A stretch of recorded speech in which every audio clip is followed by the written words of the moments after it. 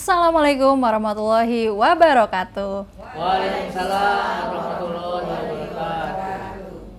Selamat datang di Gelar Wicara Interaktif Direktorat PMPK. Terima kasih kepada Bapak Ibu sekalian dan juga Sobat PMPK yang sudah hadir secara langsung dan juga menyaksikan di YouTube Direktorat PMPK.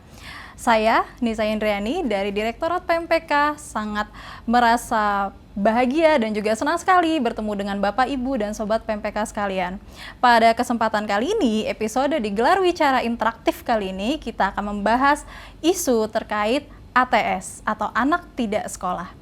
ATS bukanlah hanya sebatas angka statistik semata, namun di tangan mereka menggantungkan berbagai harapan yang memerlukan perhatian dan juga tindakan nyata dari kita semua. Ingatlah bahwa setiap anak memiliki hak yang sama untuk bermimpi dan juga meraih pendidikan yang layak.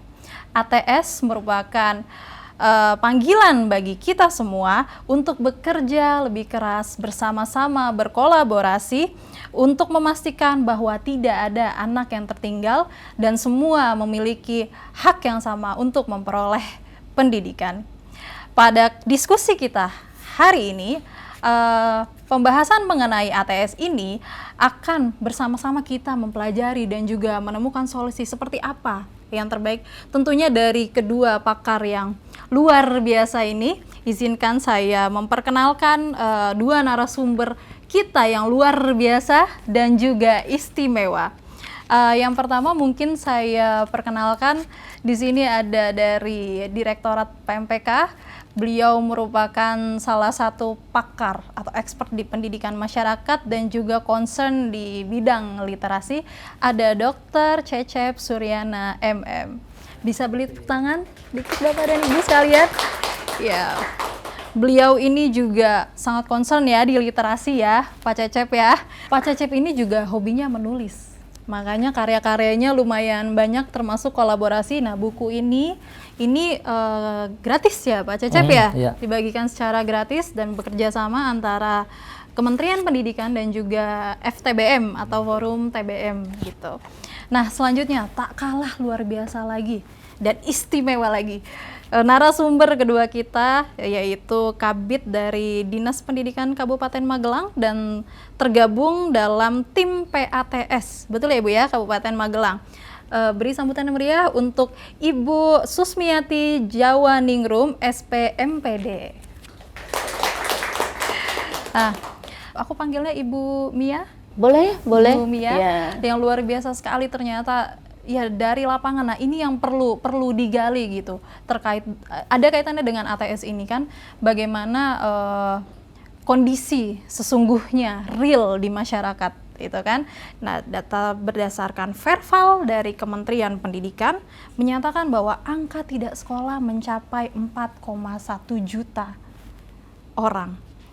Nah, di sini saya ingin bertanya langsung kepada Bapak Cecep. Bagaimana Bapak menanggapi kondisi seperti demikian? Terima kasih Mbak Nisa dan hadirin sekalian. Saya kira urusan anak tidak sekolah ya ini memang bukan hanya sekarang aja. Memang dari saya sejak masuk ke Kemdikbud tahun 93 itu memang salah satu indikator internal pendidikan kita adalah angka ketahanan sekolah. Artinya mereka bertahan di sekolah sampai tamat gitu. Itu mestinya. Nah, ternyata itu setiap tahun tetap aja ada yang keluar dari sistem persekolahan.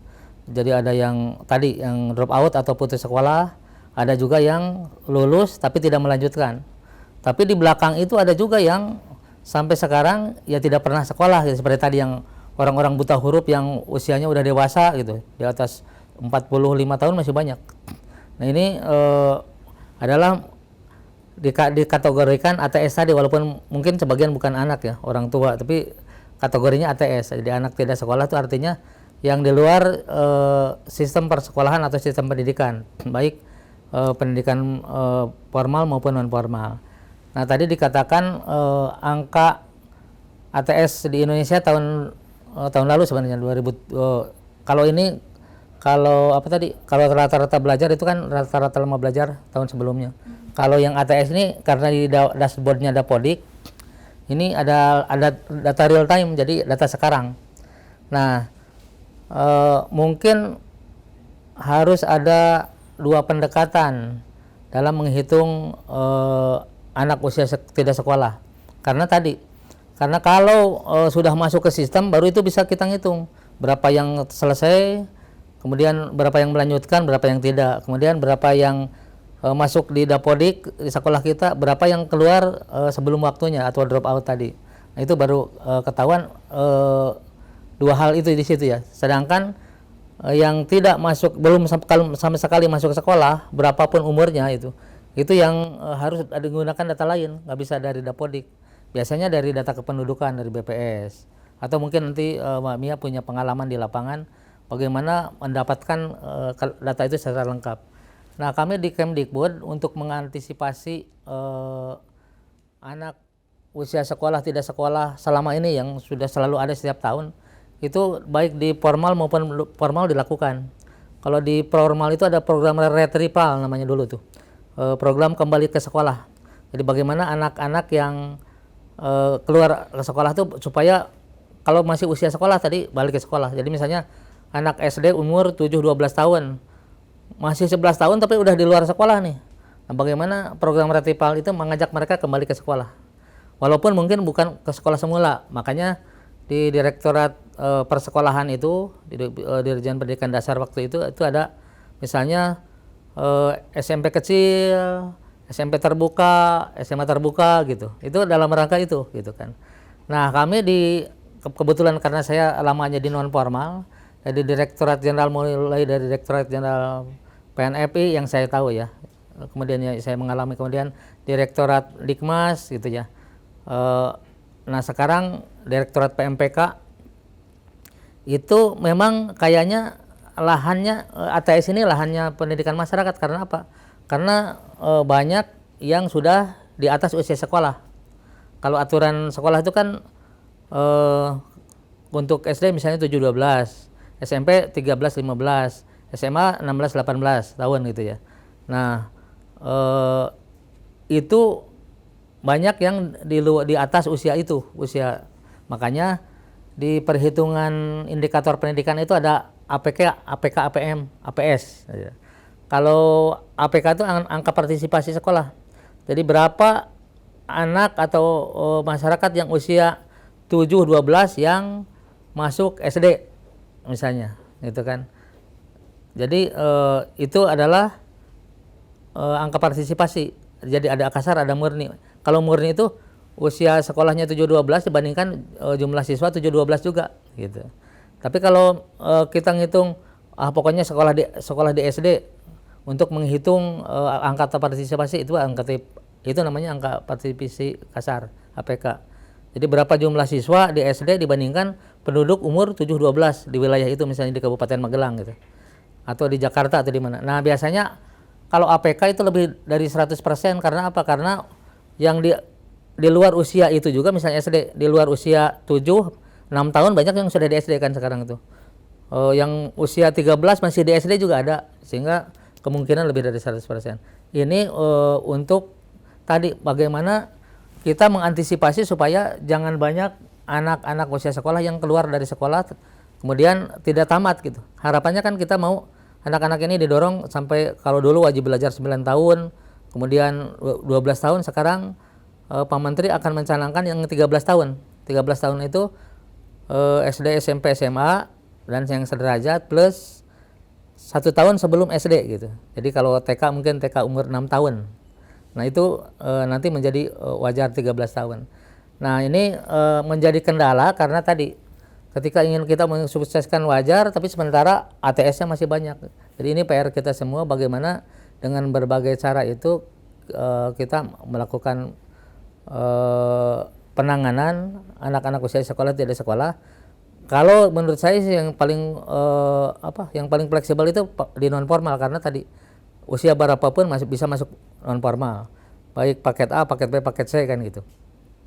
Kemudian sistem pembelajarannya yang fleksibel, bisa tatap muka, bisa belajar mandiri, daring atau luring, atau bisa pembelajaran tutorial gitu kan, kayak seperti kursus gitu. Nah ini fleksibilitas yang ada sehingga harapannya seluruh komponen masyarakat ikut membantu program pemerintah dalam penuntasan ATS ini, agar di lingkungannya masing-masing, ya mulai dari tingkat kelurahan, kecamatan, kabupaten gitu ya, mendorong anak-anak yang memang kelihatan atau terdata tidak sekolah kembali ke sekolah gitu ya. Kalau masih usia sekolah ya disarankan masuk ke sekolah. Tapi kalau di atas usia sekolah ya masuk ke satuan pendidikan non formal, bisa SKB, bisa PKBM. Begitu Mbak Dinsa. Baik, wah ternyata sudah ada antisipasi dari pendekatan yang dilakukan untuk mengatasi ATS. Nah, saya mau tanya Pak, tadi kan disinggung sedikit tentang pendidikan non formal ya. Nah, ada nggak sih dari kementerian juga mengidentifikasi atau mendata anak-anak yang putus sekolah ini di berbagai daerah di Indonesia? Mengingat tadi juga masih ada buta aksara yang sekitar 0,8% itu ya, 1,08%. Nah, khususnya ini di wilayah terpencil Indonesia. Karena menurut UNICEF saja 5 kali sangat berisiko wilayah terpencil gitu ya, atau 3T terutama timur Indonesia. Banyak anak-anak yang ATS. Bagaimana Pak tanggapannya? Oke. Kalau pendataan tadi dashboard ATS itu kan milik Kemdikbud tuh. Itu yang aplikasi untuk menghitung anak yang secara langsung keluar dari sistem persekolahan. Artinya itu yang terkontrol karena itu nanti diisi oleh operator dapodik masing-masing di satuan pendidikan. Jadi misalnya SDA gitu ya. Misalnya yang lulus tahun ini berapa orang? Itu kan ketahuan tuh, by name address pun ada gitu kan. Kemudian yang melanjutkan berapa, yang tidak melanjutkan berapa gitu. Itu kan pendataan yang selama ini berjalan lah. Kemudian yang drop out juga sama. Drop out kelas 1 SD ada berapa orang? Bahkan biasanya terpilah tuh laki-laki perempuan. Kelas 2, kelas 3, kelas 4, kelas 5, kelas 6 gitu.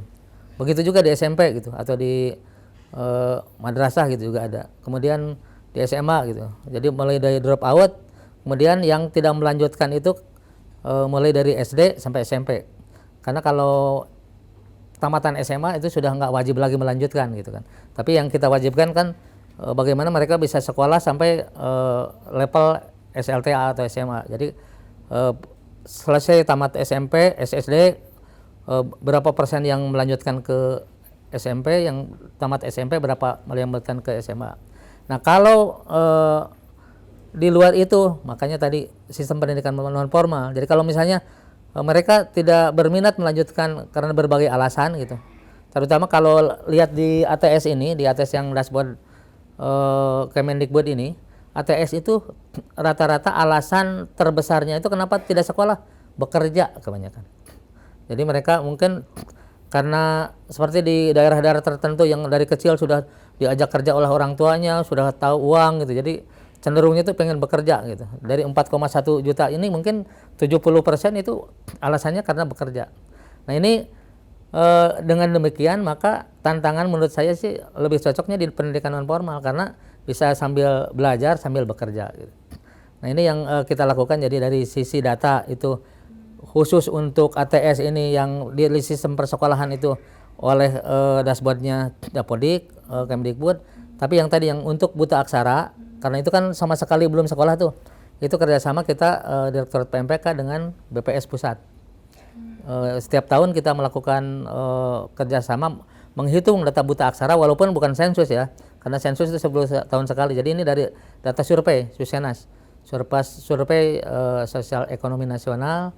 Nah di situ ada misalnya pertanyaan setiap individu itu sekolahnya sampai mana atau belum sekolah. Nah yang belum sekolah itu itulah yang kebanyakan buta huruf. Nah sehingga tadi ada penanganan kita untuk terutama buta huruf itu sampai ke daerah adat terpencil. Adat terpencil bukan yang saya sebutkan tadi yang 6 provinsi aja. Di Jawa Barat masih ada. Misalnya Cianjur Selatan, Sukabumi Selatan yang kalau kita dengar suku Cipta Gelar gitu. Komunitas adat Cipta Gelar, atau kalau Baduy apalagi kan. Di luar Baduy itu di Kabupaten Lebak sendiri ada Cirompang, apalah gitu, banyak sekali komunitas adat yang ternyata itu karena penduduknya terpencil gitu, akses ke sekolahnya susah. Walaupun sekolahnya gratis, ya mereka tidak bisa sekolah karena harus naik ojek apa gitu ya. Kalau naik ojeknya 10.000, PP 20.000 ya tiap hari gitu. Jadi berat juga. Makanya saya kira ini tetap sudah kita lakukan pendataannya, baik melalui Dapodik tadi maupun melalui kerjasama dengan BPS, termasuk dengan pemerintah yang memiliki komunitas adat terpencil, dan bukan hanya di Jawa, di Sulawesi, di mana pokoknya di seluruh Indonesia. Dan kita pernah bantu itu ya melalui pendidikan keaksaraan dasar, bantuan pemerintah untuk pendidikan keaksaraan dasar dan lanjutan untuk suku adat terpencil. Nah, harapannya kalau yang tadi yang buta huruf ini tinggal sedikit ya, sekarang mungkin tinggal 1 jutaan orang gitu ya. Nah, itu dengan dilakukan pembelajaran keaksaraan dasar dan lanjutan, nanti masuk ke paket A-nya itu nggak usah dari kelas 1 lagi. Setelah bisa baca tulis hitung, di non formal itu berlaku ketentuan Permen bisa langsung di kelas 4. Jadi 2 tahun kemudian bisa ujian gitu ya. Jadi itu percepatan banget. Dari situ nanti ke paket B 3 tahun, ke paket C 3 tahun itu. Begitu Manisa. Gimana Bapak Ibu, Sobat PMPK sekalian yang menyaksikan gelar wicara interaktif kali ini, semakin terbuka ya terkait dengan ATS ini, dan luar biasa sekali tentang pendidikan. Kalau tadi disinggung pendidikan non formal juga sudah ada Permendikbudnya ya. Ada pendidikan keaksaraan dasar, kemudian juga lanjutan, lalu juga ada paket ya, atau kita kenal dengan kesetaraan, paket A, paket B, dan paket C. Nah, tadi sudah kita dengar, ternyata sudah terfasilitasi di pusat itu, sudah ada data terintegrasinya, gitu kan, untuk sebagai identifikasi awal atau kita kenal beginning identification gitu ya. Nah, kita bergeser sedikit ke mungkin ingin mendengar secara langsung praktik-praktik baik gitu ya, atau mungkin kondisi real di lapangan dari Ibu Mia ya. Gimana Bu, kalau kondisi di Magelang sendiri, Kabupaten Magelang seperti apa untuk ATS ini, data-datanya gitu? Oke, terima kasih Mbak Nisa. Kalau tadi Pak Cecep sudah menyampaikan secara nasional gitu ya, data ATS. Kalau di Kabupaten Magelang itu berdasarkan Susenas juga Pak Cecep, Mbak Nisa, itu data yang ada di kami itu berdasarkan Susenas untuk anak tidak sekolah masih sekitar 21.000 sekian, 21.440 begitu. Itu kan data yang cukup luar biasa bagi kami. Ternyata di Kabupaten Magelang masih ada anak tidak sekolah sekitar 21.440 gitu. Nah, data ini kan perlu kita lakukan beberapa program kegiatan melihat data yang ada. Jadi di Kabupaten Magelang data hasil Susenas ini kita coba untuk lakukan beberapa program kegiatan. Sebelum kita masuk ke program PATS itu sendiri, kita akan melakukan program-program, salah satunya kita namakan program untuk rekonfirmasi data. Tadi Pak Cecep juga sudah menyampaikan mungkin rekonfirmasi data yang dilakukan oleh kami di Kabupaten Magelang. Selain lewat data Dapodik tadi Pak Cecep, kita kan bisa melihat nih di dashboardnya dari data anak yang DO tidak melanjutkan, kemudian lulus juga tidak melanjutkan dan sebagainya, itu akan kita rekonfirmasi dengan data hasil Susenas tadi. Selain itu kami juga melakukan rekonfirmasi data melalui SIPBM, Sistem Informasi Pembangunan Masyarakat yang ada di desa.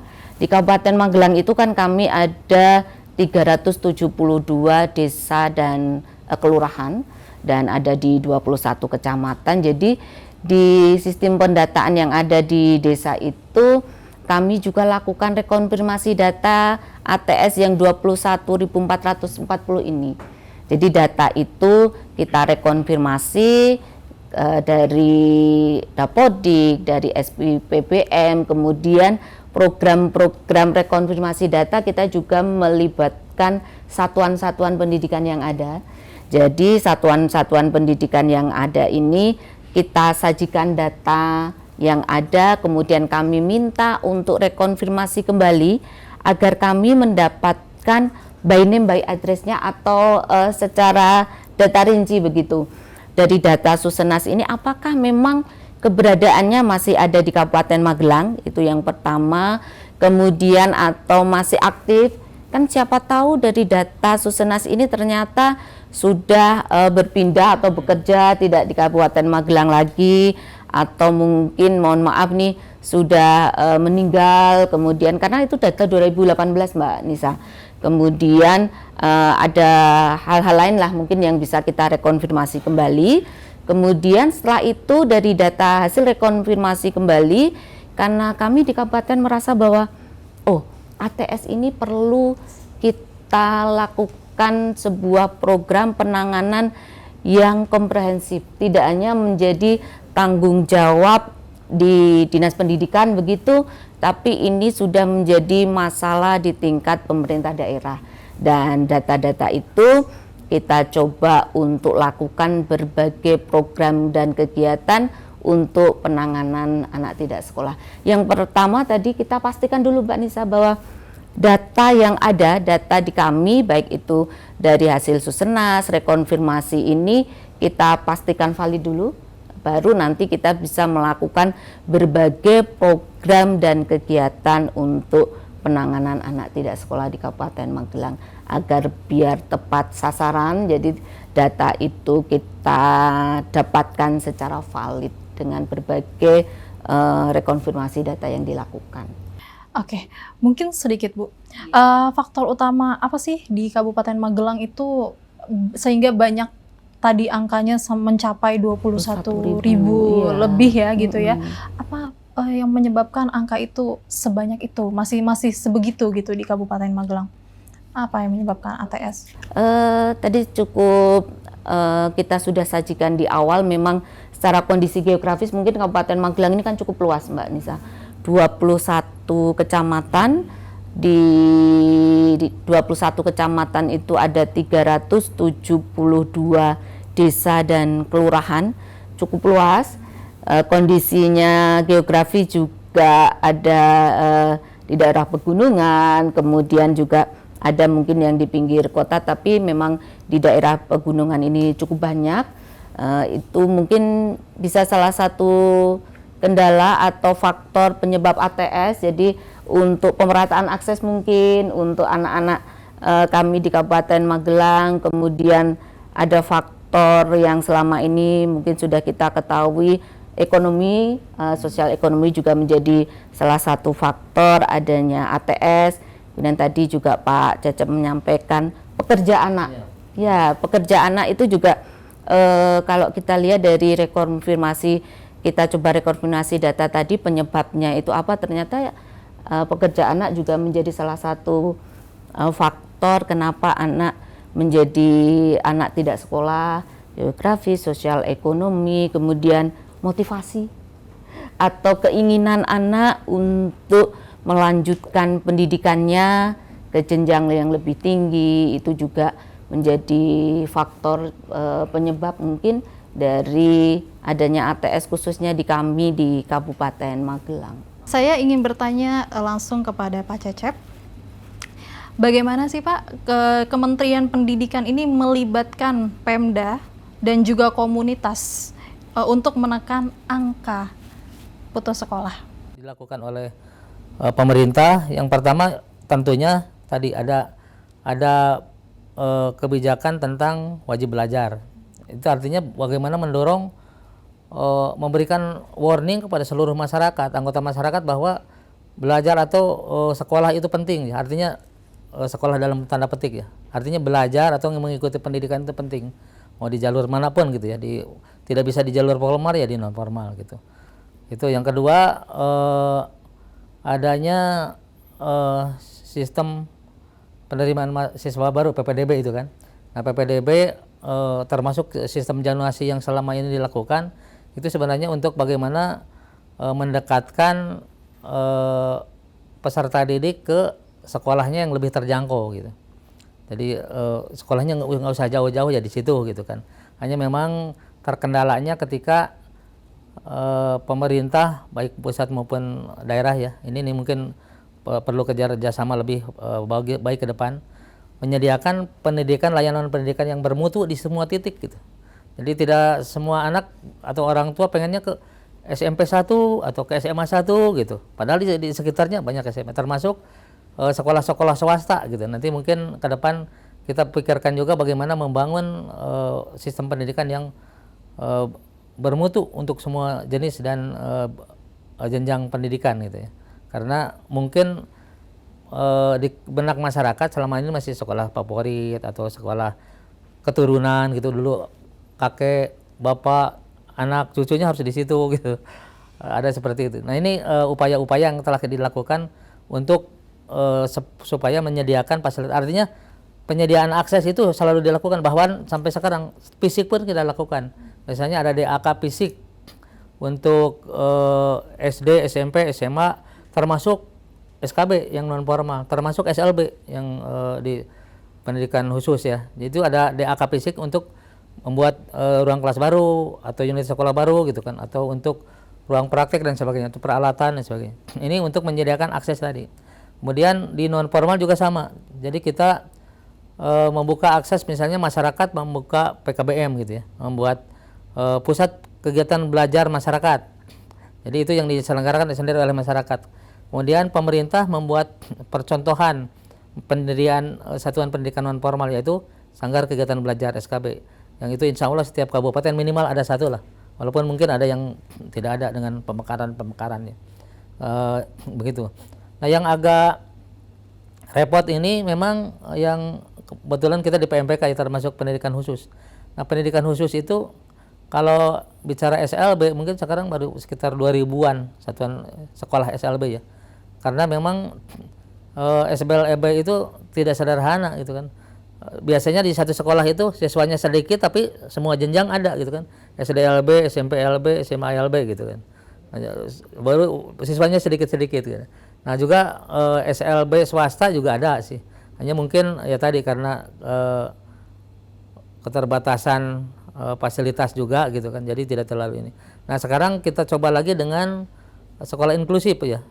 Jadi dimulai dari TK, SD, SMP, SMA, bahkan di pendidikan non formal di PKBM banyak juga yang menyelenggarakan pendidikan inklusif. Jadi di mana di sekolah yang umum, yang formal itu dibuka layanan untuk anak berkebutuhan khusus. Tahun kemarin istilahnya masih PDPD, peserta didik penyandang disabilitas. Nggak tahu nanti berikutnya apa lagi istilahnya. Tapi harapannya semua masyarakat itu tidak, karena tadi SLB itu terbatas, juga ada juga di luar itu, di luar sekolah kan ada juga yang terapi, misalnya pusat layanan autis, itu juga terbatas. Jadi makanya dibukalah keran pendidikan inklusif. Harapannya semua sekolah tidak boleh menolak ketika ada anak berkebutuhan khusus yang mau sekolah. Itu sudah luar biasa. Nah, hanya masalahnya kan belum tentu sanggup gitu kan. Makanya disarankan itu ada tes dulu anaknya tuh, di tes diagnostik dulu. Ini misalnya kalau dari kita mengenal 4 ketunaan itu, misalnya disabilitasnya tentang apa? Apakah fisik, apakah motorik, apakah mental, apakah apa itu intelektual kan gitu. 4 kelompok itu. Nah, kalau ketahuan kemudian tidak bisa ditampung di situ, nanti sekolah bisa koordinasi dengan dinas, kira-kira ini arahkan kemana nih anak ini, ke SLBK atau ke sekolah yang lain gitu. Harapannya seperti itu. Tapi memang masih masih banyak tantangannya lah sekarang itu untuk memastikan anak didorong tadi. Pokoknya semua anak apapun itu ya, artinya masih termasuk anak-anak berkebutuhan khusus, harusnya disediakan aksesnya untuk mengikuti pendidikan yang tadi yang berkualitas dan berkeadilan. Nah, ini yang tantangan sampai sekarang masih jadi tantangan kita. Tapi dari sisi sistem memang sudah kita bangun ya secara bertahap, termasuk tadi dari jalur pendidikan formal maupun non formal. Bahkan sekarang itu karena terutama yang anak-anak berkebutuhan khusus kita tidak tahu tuh. Kalau ATS tadi kan itu asumsi kita itu anak-anak normal itu, asumsi, walaupun mungkin di 4,1 juta itu mungkin ada sekian ratus apa sekian ribu orang yang berkebutuhan khusus, tidak menutup kemungkinan. Hanya kita tidak tahu karena kalau lihat akte kelahiran kan nggak kelihatan, gitu kan. Apalagi mereka belum punya KTP gitu. Kalau di KTP sekarang dicantumkan. Nah, ini sedang kita gagas juga adanya ULD, unit layanan disabilitas di setiap provinsi dan kabupaten kota. Harapannya, jadi sekolah-sekolah inklusif yang sekarang mungkin sekitar 35.000 nih di seluruh Indonesia jumlah sekolahnya. Nah, itu bisa dapat dibantu oleh ULD ini, unit layanan disabilitas yang milik dinas atau milik Pemda. Makanya kalau kami sarankan sih ke Pemda itu jadi satker sendiri supaya ada kepalanya, ada pengelolaannya, ada anggarannya gitu. Karena ini nanti berfungsi membantu sekolah-sekolah ini baik SLB maupun sekolah inklusif. Kalau tidak punya tenaga bisa kerjasama pinjam di sini disediakan tenaganya, misalnya pengasuh khusus atau pendidik khusus. Atau perlu pelatihan gurunya kan sekarang banyak tuh yang modal hati nurani gitu. Mau aja pokoknya melayani anak-anak itu walaupun mungkin secara pengetahuan atau background pendidikan bukan pendidikan luar biasa gitu. Nah, ini harapannya ke depan bisa dilakukan pendidikan pelatihan melalui WLD gitu kan. Atau bantuan-bantuan apa, buku braille, buku suara, apa gitu ya. Itu ke depannya seperti itu. Ini mudah-mudahan doa kita bersama, dukungan kita bersama ke depan bisa lebih maju. Walaupun sekarang sudah ada, hampir di setiap kabupaten itu ada. Itu. Hanya tadi mungkin secara fungsi belum maksimal. Gitu mungkin nanti contohnya di Magelang lah bisa kita lihat. Nah, gitu Manisa. Jadi dari sisi antisipasi terhadap bagaimana menjaring anak-anak ATS ini untuk kembali ke sekolah atau kembali mengikuti layanan pendidikan supaya tadi minimal mereka bisa SMA atau SMK atau paket C misalnya gitu lah. Tetap kita lakukan dengan cara-cara itu. Termasuk kolaborasi dengan yang di luar sistem persekolahan, misalnya Ponpes gitu ya. Ponpes itu banyak santrinya. Kemudian mereka tidak hanya misalnya tamat SMP gitu, tamat SD terus ngaji gitu. Nah, kita coba mendorong satuan-satuan pendidikan masuk tuh supaya anak-anak Ponpes atau anak-anak di mana gitu yang kira-kira ada berkumpul bisa disekolahkan lagi melalui pendidikan non formal gitu. Saya kira itu, Mbak Nisa ya. Wah, luar biasa. Boleh kita beri tepuk tangan dulu? Luar biasa, ceritanya panjang sekali dan rigid gitu ya. Jadi kita tahu bagaimana ibaratnya kolaboratif atau kolaborasi yang dilakukan antara pusat, daerah maupun juga ada komunitas-komunitas. Mungkin bisa juga yang TBM kali ya, Pak ya. Betul, untuk pembelajarannya bisa ya untuk membantu. Nah, itu kan juga terintegrasi kalau tidak salah di PKBM juga ada pojok-pojok baca gitu ya, betul, di PKBM. Nah, itu juga bisa meningkatkan sekarang kan di SDGs 4.6 itu kan mau literasi dan juga numerasi ya sangat-sangat dikonsonkan ke situ gitu. Konsentrasikan ke situ seluruh warga baik itu pria, wanita itu harus bisa literasi dan numerasi. Oke, kita geser sedikit. Saya ingin mendengar langsung bagaimana dari dinas sendiri khususnya Kabupaten Magelang kerjasama seperti apa atau mungkin ada strategi khusus yang dilakukan untuk menangani ATS termasuk juga peran masyarakat, orang tua. Nah, ini menjadi salah satu key-nya atau kuncinya juga karena kan yang namanya kolaborasi itu tidak hanya dari pusat, daerah, lembaga, tapi juga masyarakatnya sendiri terlibat. Boleh diceritakan mungkin Ibu Mia? Oke, Mbak Nisa. Tentu kalau kita bicara ATS tadi, ini menjadi sebuah program yang harus ditangani secara komprehensif. Jadi kalau tadi di kementerian atau pusat sudah menyiapkan berbagai kebijakan-kebijakan, kemudian ini juga sudah menjadi isu secara nasional di pemerintah daerah. Kami pun di Kabupaten Magelang menganggap bahwa ATS ini memang harus segera ditangani, dan kemudian kami merasa bahwa ini tidak hanya menjadi tanggung jawab personal atau tanggung jawab salah satu OPD, tapi ini sudah menjadi tanggung jawab bersama pemerintah daerah Kabupaten Magelang Oleh karena itu pemerintah daerah Kabupaten Magelang konsen untuk melaksanakan berbagai program dan kegiatan penanganan anak tidak sekolah, berawal dari tadi melihat data anak tidak sekolah yang cukup banyak. Dan hal pertama yang dilakukan memang kami menyiapkan dulu regulasi atau tata kelolanya. Jadi kami menyiapkan regulasi tata kelola di mana Bapak Sekretaris Daerah sudah meluncurkan atau membuat sebuah surat edaran yang dimana di surat edaran Bapak Sekretaris Daerah itu memuat buku saku atau strategi penanganan anak tidak sekolah di Kabupaten Magelang. Ada beberapa hal, ada strategi yang memang kita lakukan dalam upaya bagaimana penanganan anak tidak sekolah ini benar-benar bisa terwujud. Kami punya slogan, kalau boleh dibilang itu slogan, adalah Magelang Bali mlebu neng sekolah atau gumbrega bunga. Itu salah satu slogan dalam upaya kami juga untuk melakukan salah satu strategi penanganan anak tidak sekolah untuk sosialisasi atau advokasi. Selain kita menyiapkan regulasi, ke tata kelola, ada surat edaran, kemudian membentuk tim penanganan anak tidak sekolah di Kabupaten Magelang yang intinya dalam tim itu tidak hanya menjadi tanggung jawab Dinas Pendidikan. Kalau bicara anak tidak sekolah, sepertinya ini menjadi tanggung jawab utama Dinas Pendidikan.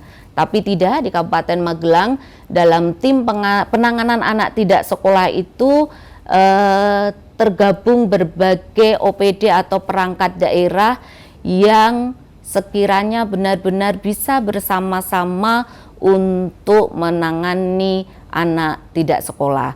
Jadi sosialisasi advokasi itu kita lakukan dengan pembentukan tim penanganan anak tidak sekolah.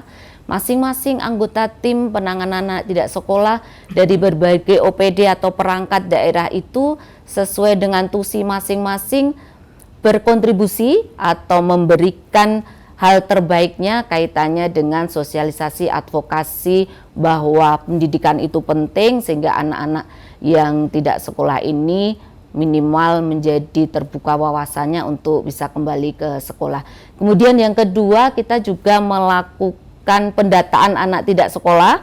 Dari hasil Susenas kita lakukan pendataan, kita lakukan rekonfirmasi data agar kita bisa fokus anak-anak yang terdata saat ini masih berada di Kabupaten Magelang, kemudian memang masih menjadi anak yang tidak sekolah, karena dari data yang ada itu siapa tahu sudah ada yang melanjutkan begitu, tapi kalau memang masih terdata sebagai anak tidak sekolah, kita lakukan pendataan dan konfirmasi data, kemudian kita lakukan strategi berikutnya adalah pengembalian anak tidak sekolah ke sekolah.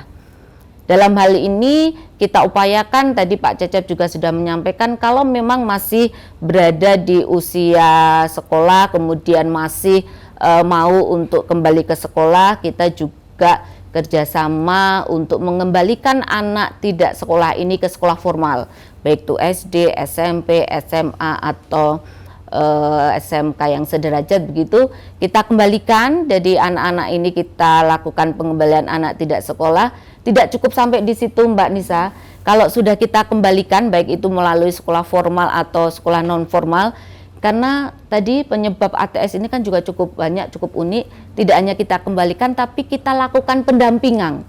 Jadi kita dampingi, tim PATS ini melakukan pendampingan, kita cek kembali keberadaan anak-anak yang sudah kita kembalikan tadi, sudah kita kembalikan ke sekolah, kita lakukan pendampingan, apakah memang masih berada di sekolah tersebut, baik itu di formal ataupun non formal, kita lakukan pendampingan dan juga kita lakukan bantuan atau penganggaran.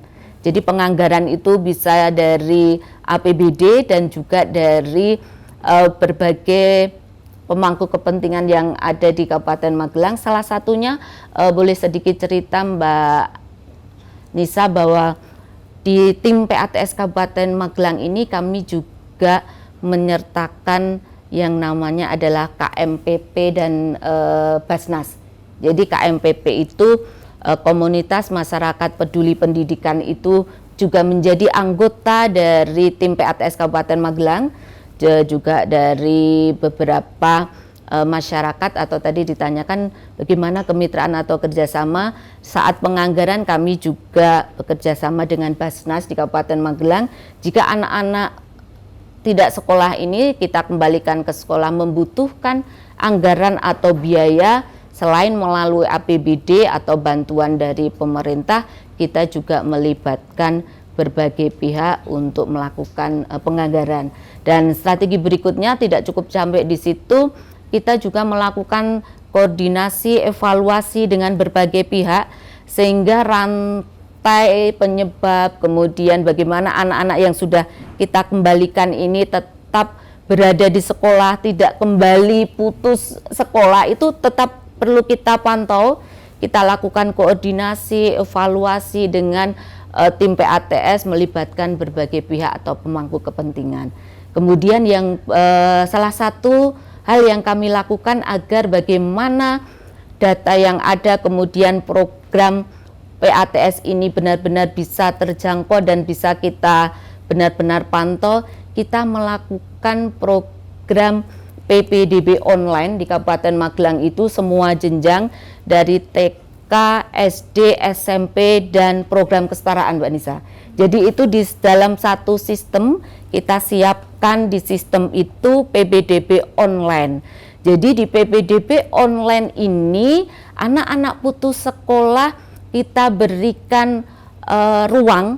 Jadi ada juknis di kuota untuk afirmasi bagi anak-anak yang akan melanjutkan ke sekolah formal ataupun ke SMP yang tadinya merupakan ATS.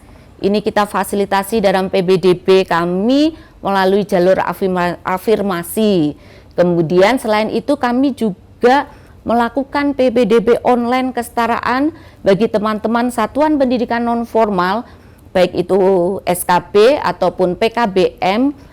Kita melakukan sistem PPDB online yang kita gunakan sistem atau web yang sama dengan satuan pendidikan formal untuk bisa mendeteksi tadi data di Dapodik, anak-anak yang DO atau lulus tidak melanjutkan, itu secara Dapodik dari sistem PPDB ini kan bisa terlihat, kemudian itu bisa kita catat, bisa kita lacak, sehingga rekonfirmasi pengembalian anak-anak tidak sekolah ini benar-benar bisa kita pantau.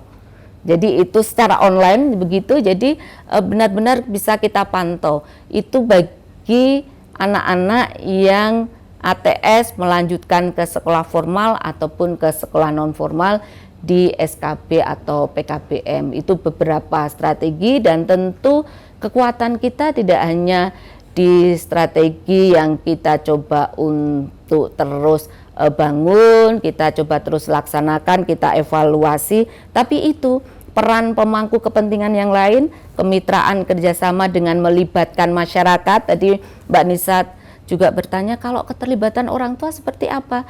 Ya, di tim PATS ada perwakilan dari komunitas masyarakat peduli pendidikan, kemudian beliau-beliau ini juga melakukan sosialisasi, advokasi kepada orang tua ATS. Tadinya kita ajak beliau-beliau ini bersama tim PATS melakukan sosialisasi agar tidak hanya anak yang tidak sekolah ini saja yang terbuka wawasannya untuk mau kembali ke sekolah, tapi orang tua juga kita berikan motivasi, gambaran bahwa sekolah itu penting. Jadi keterlibatan orang tua dan berbagai pihak pemangku kepentingan tetap terus kita jaga dan terus kita laksanakan. Baik, begitu. educations for all, pendidikan untuk semua. Itu tagline kita ya kan, sesuai dengan amanat Undang-Undang Dasar 1945.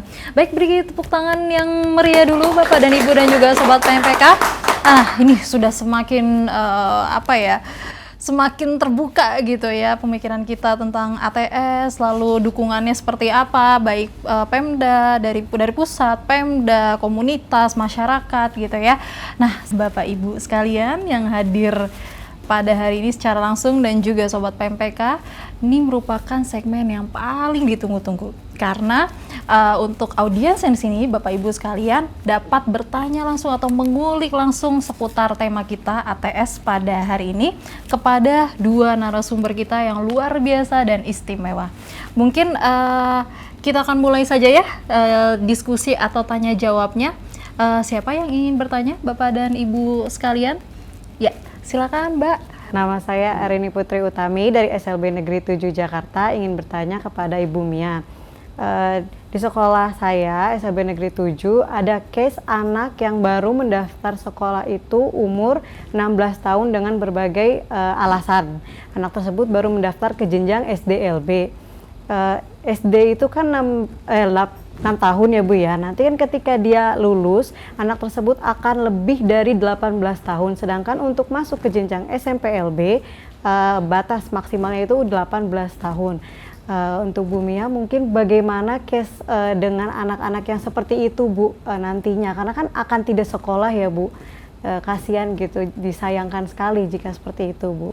Baik, terima kasih Mbak. Mungkin bisa langsung dijawab Bu Mia pertanyaannya. Yang menjadi pertanyaan tadi adalah kaitannya dengan batasan usia. Jika memang sudah usianya lebih, katakanlah untuk masuk ke SMPLB ataupun ke SMP begitu, bagaimana?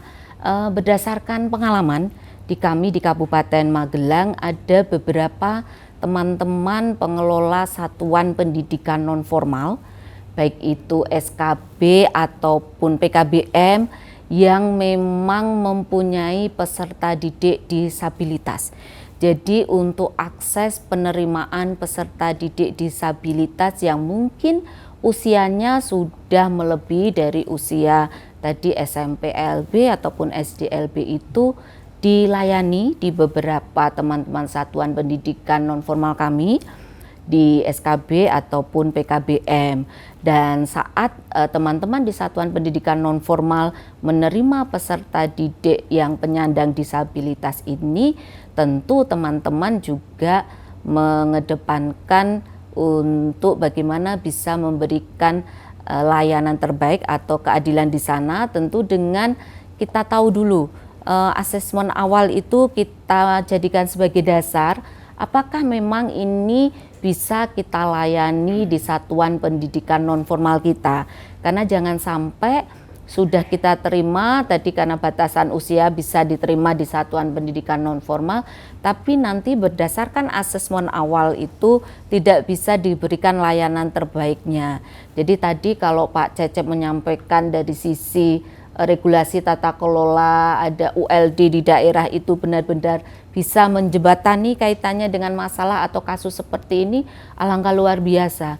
Di kami di Kabupaten Magelang sudah terbentuk untuk ULD atau struktur organisasinya begitu Pak Cecep, tapi memang ke depan perlu adanya sebuah regulasi ataupun tata kelola kaitannya dengan peran ULD ini sendiri di daerah. Dan jika ini memang sudah bisa berjalan maksimal, tentu kaitannya dengan layanan peserta didik penyandang disabilitas tadi yang tidak bisa terlayani di SLB begitu, bisa benar-benar kita layani, berikan layanan terbaik sesuai dengan yang dilakukan atau bisa dilakukan oleh teman-teman di satuan pendidikan non formal. Pengalamannya kemarin begitu Ibu, dari laporan PPDB yang disampaikan teman-teman di satuan pendidikan non formal, memang ada beberapa satuan pendidikan non formal baik itu SKB atau PKBM yang menerima peserta didik penyandang disabilitas yang usianya memang sudah melebihi dari usia SD kalau dia akan masuk ke SD atau paket A, dan melebihi untuk di usia SMP sehingga masuk di paket B. Itu mungkin Mbak Nisa sedikit cerita atau pengalaman di kami. Baik, kita lanjut ke penanya kedua. Siapa yang ingin bertanya mungkin Bapak Ibu? Oke, silahkan langsung aja Bu disampaikan nama dan kemudian dari mana, lalu untuk siapa pertanyaannya. Perkenalkan, nama saya Mustatiroh dari SKB 07 Cengkareng. Izin bertanya kepada Pak Cecep, Pak Cecep, di SKB 07 tersendiri itu ada anak yang bukan usia SD ataupun di paket A seperti itu. Nah, anak putus sekolah ini tadi kan Bapak sudah menceritakan berbagai strategi seperti itu, Pak, dan juga kondisi sosial dan juga ekonomi yang mereka menjadi kendala mereka untuk bersekolah. Artinya mereka harus putus sekolah, seperti anak jalanan, seperti itu. Nah, untuk pendekatan-pendekatan secara emosional seperti itu, apakah dari pemerintah pusat maupun daerah, itu bagaimana pendekatan secara emosionalnya agar anak ini tidak malu untuk kembali ke sekolah, seperti itu Bapak. Terima kasih. Dan untuk pertanyaan kedua saya tunjukkan kepada Bu Mia, izin bertanya Ibu, apakah ada data yang signifikan yang bisa dicontoh dengan wilayah lain dengan program ini berhasil mampu mengatasi dan mengelola anak putus sekolah di daerah Magelang dan bisa dicontoh kepada wilayah-wilayah lain. Terima kasih Ibu. Ya, terima kasih Ibu. Silakan mungkin siapa yang mau menjawab, Pak Cecep dulu. Ya, terima kasih. Ini kebetulan SKB itu kan SKB PKB kebetulan di bawah binaan Direktorat PMPK saat ini ya. Dikmas, program-program Dikmas. Nah, ini menarik nih, karakteristik SKB biasanya dibanding PKBM itu sangat kontras, agak kontras ya. Dimana biasanya kalau SKB itu lebih memprioritaskan anak-anak yang usia sekolah, sehingga mayoritasnya ya seperti anak-anak di sekolah gitu. Yang mungkin berbagai alasan ya, kayak alasan tadi misalnya jauh ke sekolah atau memang punya kesibukan lain gitu ya, atau harus bekerja membantu orang tua atau apalah gitu. Biasanya di non formal seperti itu. Sedangkan anak-anak di formal kan itu sudah sangat spesifik. Jadi mereka memang anak-anak yang memang berminat sekolah gitu kan. Orang tuanya nyuruh sekolah dan disediakan fasilitas untuk sekolah secara memadai. Nah, memang ketika kita berbicara pendidikan masyarakat atau pendidikan non formal, jadi si peserta didik ini variasinya lumayan bervariasi gitu ya. Kalau dari sisi usia, mulai anak usia sekolah ada gitu kan. Kemudian ada juga ternyata anak-anak seperti tadi yang 15-20 tahun masih ada. Dan ini bukan ternyata di Jakarta ada juga seperti itu ya, yang tadinya mungkin harusnya waktu usia sekolahnya masih sekolah ternyata tidak gitu, nggak tahu kemana dulu, terus tiba-tiba setelah usia remaja pengen sekolah gitu mungkin itu. Tapi itu tadi pemerintah harus hadir di situ, harus menyediakan layanan karena sekolah atau pendidikan ini untuk semua warga negara. Nah, ini banyak pengalaman di tempat lain, misalnya anak-anak yang di perkebunan di luar, di Malaysia misalnya, anak-anak Indonesia yang orang tuanya kerja di sana, di kilang-kilang itu banyak tuh anak-anak remaja yang tidak sekolah gitu. Nah, akhirnya ada inisiatif teman-teman yang misalnya di Nunukan ya, kalau di Kalimantan Utara itu, untuk mereka yang ada di Sarawak itu supaya bisa sekolah. Mereka masuk ke sana, tapi sekretariatnya ada di Nunukan gitu. Ada juga yang di sekolah Indonesia yang di Kuala Lumpur, di Kota Kinabalu, ada di sana juga ada. Nah, itu mereka membawahi atau menyelenggarakan layanan pendidikan non formal seperti SKB itu yang pengelompokannya berdasarkan usia. Jadi itu salah satu caranya. Misalnya kalau memang lebih dari satu orang, bisa aja satu rombel itu khusus usia dewasa, yang nanti rombel yang lain usia sekolah, itu bisa salah satunya. Sehingga karena pengelompokannya berbeda, rombelnya berbeda, bisa dengan cara pembelajaran yang berbeda juga. Jadi yang usia dewasa itu mungkin lebih banyak mandirinya lah, kemudian penugasan, kemudian tutorial, baru ya tatap muka harus ada, karena namanya pendidikan itu sahnya itu ya tatap muka gitu. Jadi yang namanya pendidikan itu kan bukan hanya membuat anak itu bisa belajar atau pintar, bukan hanya itu gitu, tapi juga berkarakter. Bagaimana mendidik karakter itu harus langsung, nggak bisa lewat daring gitu. Jadi harus ketemu, ngobrol ya, dari hati ke hati, memberikan contoh, memberikan dukungan, support gitu. Itu tetap ada. Makanya di Permen yang lama yang sebenarnya belum dicabut tentang standar proses, itu pendidikan kesetaraan itu masih bunyi bahwa 20% minimal tatap muka, minimal itu. Untuk seperti anak sekolah jadi 100% tatap muka ya silakan aja kalau bisa, kalau sanggup gitu. Tapi kalau minimalnya 20%. Jadi kalau 5 hari sekolah itu minimal 1 hari itu untuk tatap muka masing-masing rombel gitu kan. Gitu. Jadi seperti itu kira-kira bisa disiasatinya atau strateginya. Yang pertama mungkin pengelompokannya, tapi kalau misalnya hanya 1-2 orang ya tadi lebih banyak penugasan mandirinya. Gitu supaya nanti tidak dibully sama anak-anak yang usia-usia sekolah gitu. Soalnya dia anak bapaknya, omnya atau kakeknya gitu masih sekolah sama mereka. Tapi ya tidak boleh sekali lagi apalagi pendidikan non formal ya. Kita tidak boleh membatasi usia.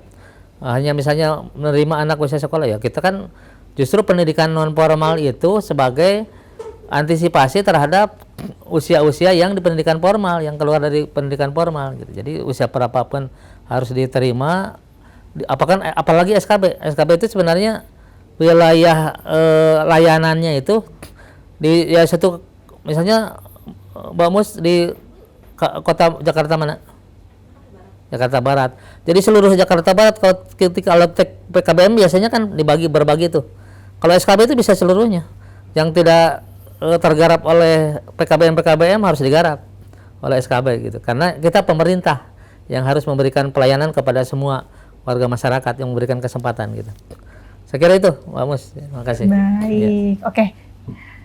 Ya, kita lanjut mungkin ke jawaban dari pertanyaan kedua dari Mbak Mus ya. Silakan Bu Mia dijawab. Apakah berbagai program strategi yang dilakukan ini memberikan dampak signifikan begitu ya kaitannya dengan kualitas layanan. Tadi kita di awal sudah menyampaikan bahwa pemberian layanan pendidikan yang berkualitas itu kan menjadi hak setiap anak bangsa, termasuk juga anak-anak yang saat ini mungkin tergolong atau kategori anak tidak sekolah. Jadi berbagai program kegiatan itu arahnya ke sana, bagaimana bisa memberikan layanan terbaik bagi anak-anak yang saat ini masuk ke dalam kategori anak tidak sekolah.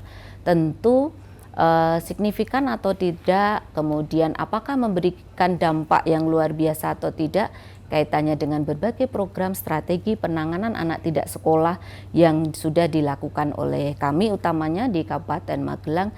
Tentu ini perlu proses, ini perlu waktu untuk bisa kita lihat signifikan perubahannya. Tapi yang pasti dari berbagai strategi program yang sudah kita lakukan selama ini, minimal dari data yang sudah bisa kita dapatkan sampai saat ini sudah lebih dari 6.000 anak tidak sekolah yang sudah kita kembalikan ke sekolah. Itu sudah lebih dari 6.000 anak-anak itu kita kembalikan ke sekolah, baik itu melalui satuan pendidikan formal ataupun satuan pendidikan non formal. Kalau bicara signifikan atau tidak, tentu strategi berikutnya tadi yang coba terus kita pantau untuk pendampingan. Jangan sampai anak yang sudah kita kembalikan ke sekolah ini, anak tidak sekolah yang sudah kembali bersekolah ini menjadi putus sekolah kembali. Nah, itu perlu terus kita lakukan pendampingan, koordinasi, melibatkan semua pemangku kepentingan yang ada sehingga nanti benar-benar perubahan atau perubahan yang signifikan yang ingin kita dapatkan ini benar-benar tercapai. Tapi minimal kita bisa mengurangi data di Kabupaten Magelang jumlah anak yang tidak sekolah ini dengan berbagai program, strategi, kegiatan yang sudah kita lakukan. Ini minimal sudah bisa kita dapatkan data untuk anak yang kembali sekolah. Semoga anak yang sudah kembali sekolah ini tidak menjadi anak tidak sekolah kembali, karena kan tadi ya banyak sekali penyebab dan perlu memang pendampingan yang terus-menerus. Kita tidak bekerja sendirian, tadi saya sudah menyampaikan perlu sinergi kolaborasi dengan berbagai pihak pemangku kepentingan agar benar-benar program untuk penanganan anak tidak sekolah ini berhasil dan tujuan utama kita memberikan layanan pendidikan yang berkualitas bisa terwujud. Begitu Bu Mus. Oke, baik. Mungkin kita ada satu penanya lagi ya Pak Cecep dan Bu Mia ya. The last one but not least. Silakan mungkin Ibu bisa langsung menyampaikan. Perkenalkan, nama saya Sanita dari PKBM Windsor Jakarta. Izin bertanya kepada Bapak Cecep. Begini Pak, di PKBM kami itu kan rata-rata yang sekolah itu siswa usia sekolah. Nah kebetulan ada yang datang untuk mendaftar di PKBM kami, orang tua dengan membawa anaknya usia 12 tahun dan 15 tahun, yang mana orang tua tersebut mendaftar untuk langsung di jenjang ujian, kelas ujian. Jadi untuk 12 tahun itu untuk paket A dan 15 tahun untuk paket B. Nah, yang menjadi permasalahan ketika kami bertanya berkas-berkasnya, mereka menyatakan bahwa mereka sudah melakukan homeschooling atau belajar sendiri di rumah dengan mendatangkan guru private. Sementara untuk data-data legalitas dari sekolah tersebut kan tidak ada. Jadi kalau kami menjelaskan bahwa harus mengikuti proses dari awal, yaitu kalau SD dari kelas 1. Yang akan saya tanyakan, untuk anak-anak tersebut apakah termasuk kepada anak tidak sekolah? Mengingat mereka sebenarnya sekolah, namun tidak tercatat di Dapodik karena tidak dinaungi oleh lembaga yang mempunyai kekuatan hukum. Yang kedua, bagaimanakah kita memberikan pengertian kepada orang tua, mengingat kasus tersebut ada beberapa di tempat kami, karena ketidaktahuan orang tua untuk menyekolahkan itu harus melalui program yang dari awal. Mungkin itu aja Pak, terima kasih. Ya, terima kasih Bu. Nah, ini cocoknya jawabnya Pak Cecep nih, karena terkait homeschooling kasusnya ada beberapa kasus ya Pak yang serupa gitu. Silakan dijawab Pak Cecep. Ya, terima kasih. Bu Tina ya? Bu Nita, salah, terbalik. PKBM Windsor ini cukup terkenal di Jakarta. Terima kasih juga kemarin sudah ikut gelar aksi nyata nih di Kemdikbud Windsor. Nah, itu menarik dari dulu itu. Makanya sebenarnya kan ada Permendikbud tentang homeschooling. Permendikbud tahun nomor 129 tahun berapa ya? 2018 kalau nggak salah. Jadi di Permen itu dijelaskan bahwa homeschooling itu sebenarnya cara belajar. Jadi bukan satuan pendidikan. Karena kayaknya sampai sekarang di dinas pendidikan manapun, di suku dinas atau dinas pendidikan kabupaten kota itu tidak ada format perizinan homeschooling. Ya adanya PKBM, SKB pun itu kan pemerintah, atau kelompok belajar malah ada.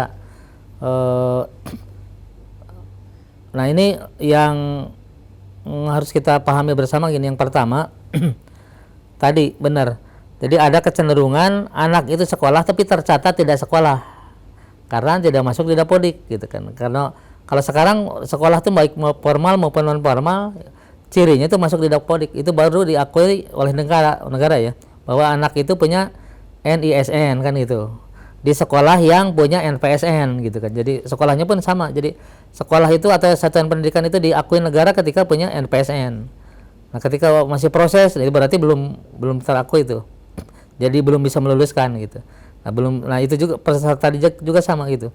Jadi pastikan mereka masuk di sekolah punya NPSN supaya punya NISN, nomor induk siswa secara nasional.